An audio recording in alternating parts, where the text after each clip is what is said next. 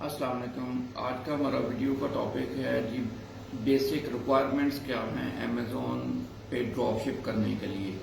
उसके हवाले से मैं आपको जस्ट मीन्स 1 और 2 जो है वो जो बिल्कुल की रिक्वायरमेंट्स हैं उसके बारे में बात करना चाह रहा हूँ कि अमेज़ॉन पे आपका सबसे पहले प्रोफेशनल अकाउंट होना चाहिए। किसी भी मार्केट में, जिस मार्केट में फर्ज करें यूएस में आप करना चाह रहे हैं तो आपका यूएस का प्रोफेशनल अमेज़ॉन अकाउंट होना चाहिए।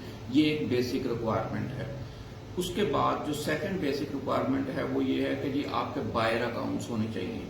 जो अमेज़ॉन का मींस प्रोफेशनल अकाउंट है वो उसको आप सेलिंग के लिए यूज करते हैं कि उस पर आप सेल करेंगे, और बायर अकाउंट्स रिक्वायर्ड हैं कि जहां पे आप बाइंग करके तो उन जो आपको ऑर्डर्स आएंगे उनकी आप फुलफिलमेंट करेंगे, जो आपका सोर्स होंगे बेसिकली जहां से आपने बाइंग करनी है।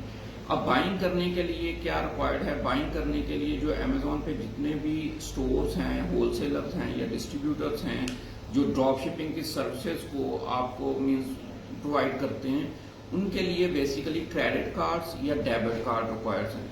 डेबिट और क्रेडिट कार्ड्स कहाँ के रिक्वायर्ड हैं? वो बेसिकली यूएस के ही रिक्वायर्ड हैं, यूएस बैंक्स के। वो अगर आप यूएस में काम करना चाहते हैं तो आपका ऑस्ट्रेलिया का या मींस न्यूजीलैंड का या यूके का कार्ड जो है वो एक्सेप्ट नहीं करते अगर आप यूएस में उसको बायर अकाउंट बना रहे हैं। इसी तरह से अगर आप यूके की मार्केट में काम कर रहे हैं तो आपको प्रोफेशनल अकाउंट यूके का रिक्वायर्ड है अमेज़ॉन के हवाले से, जिस पे आपने सेलिंग करनी है।